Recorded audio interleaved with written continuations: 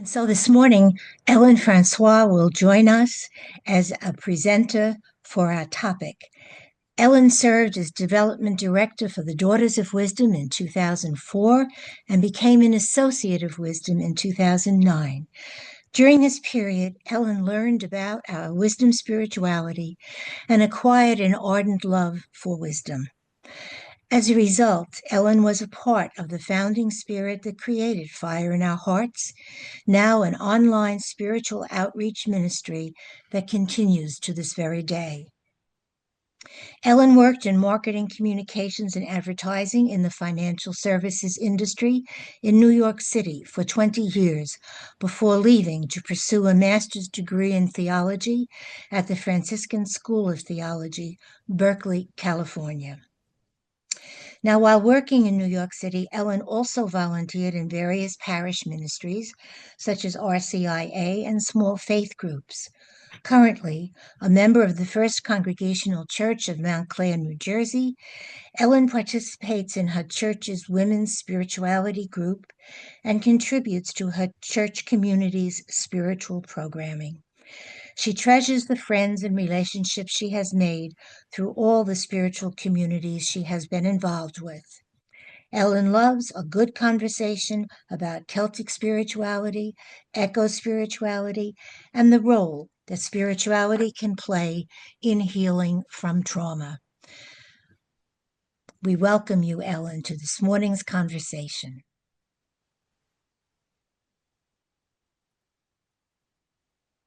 Thank you, Anne, and hello, everybody. The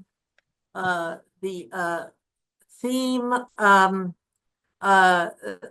for these next sessions will be how do we journey in hope with creation. And actually, it comes out of a book by Sister Elizabeth Johnson, who is a Catholic theologian, and she is also a member of the Sisters of St. Joseph.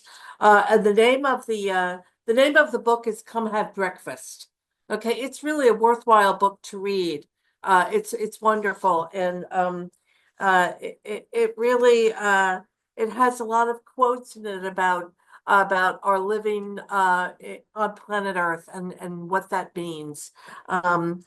Actually, the title of the book, "Come Have Breakfast," really describes a lot of what she talks about in the book. The quote is taken from the Gospel of John that recounts Jesus's first appearance to them in Galilee after the resurrection.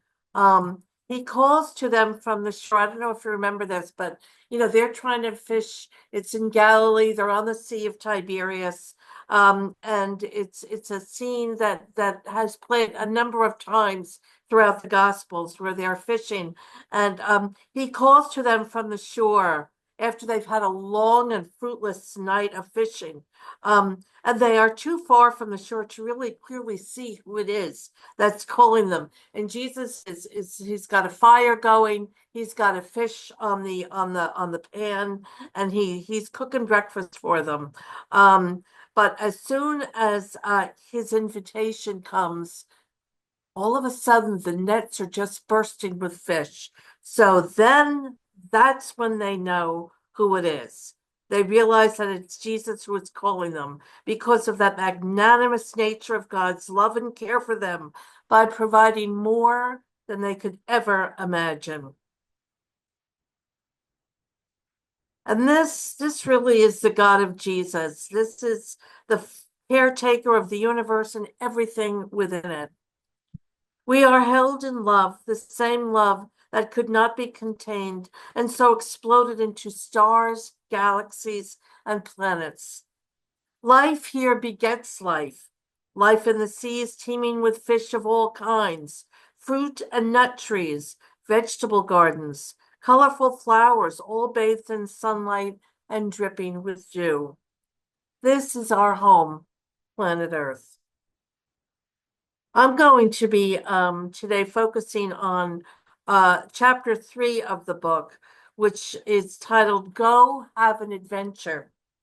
And it asks us to consider if creation and indeed ourselves as part of creation is an unchanging earth or an unfinished product still in development. I've picked out a quote to use to start this from a book by John O'Donohue called Bless This Space Between Us. It's a wonderful collection of blessings for both daily and extraordinary events of life. This one is a blessing for a new beginning. Awaken your spirit to adventure. Hold nothing back. Learn to find ease and risk.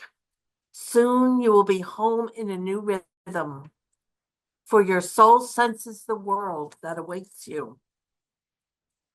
Really, when I thought about this, it really is and has always been life's promise of adventure, isn't it? That excites the spirit and breaks open the human heart.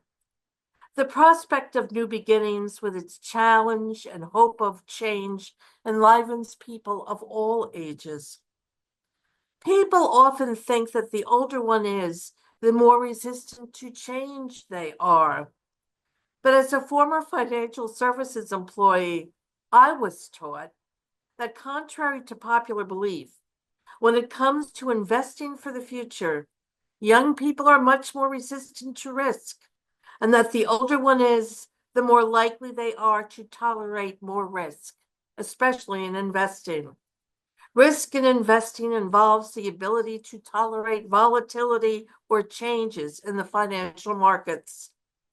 But we know people of every age who are afraid of taking risks really in all kinds of life, whether they be in openness to relationships with others, with creation, with cultural habits or beliefs, with mastering new tasks or trying new things.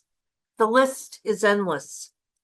But it seems that the more a person experiences change in life, the more accepting of it she becomes, and the more she will seek it. If nothing else, change offers us an escape from boredom and an opportunity for growth. In chapter 8, verse 18 of the Wisdom of Solomon, we are told, "Wisdom, you are everything and everywhere, and in my rush to know you, I seek you everywhere." Creation in all her majesty, in all her power to bedazzle and inspire and capture the human imagination, bespeaks within herself both the very essence of wisdom and the very essence of adventure. We are all, after all, on a journey of discovery, not only of the world around us, but of ourselves. We were created for it, and it was created for us. We are all explorers of life. After all, that's how we learn. Many have led the way for us. When I thought about this, I couldn't help but thinking of the explorers like, Christopher Columbus, the British navigator and explorer James Cook, the Venetian merchant and explorer and the writer Marco Polo, Ferdinand Magellan of Portugal, Lewis and Clark, and Amelia Earhart, and many more. Explorers and travelers all of land, sea, air, and in more recent times, we have explorers of outer space. We have conducted untold amounts of exploration and research into every form of life, and we have discovered in the outer world. Our work has led to cures for diseases, disease prevention, healings of the spirit, the mind, purification of our waters and our air, as well as the preservation of endangered wildlife, plant life, and human life. In addition, some of the greatest travelers were also explorers of the inner life. In search of truth, these men and women, missionaries, carried their discoveries of the sacred to lands and people far and wide, all of them offering answers to some of life's greatest questions, such as, who created us and what were we created for? Our Creator God is not a dictator and does not seek power or control over us. God's desire for us is empowerment, to use our creativity, to become what we desire. and we have been given the tools we need to do this. So here's my question. What in your home, planet Earth, calls out to the explorer and the adventurer in you? What do you hope to discover as a result of your exploration? That's it. I'll read it again. What in your home, planet Earth, calls out to the explorer, adventurer in you? What do you hope to discover as a result of your exploration?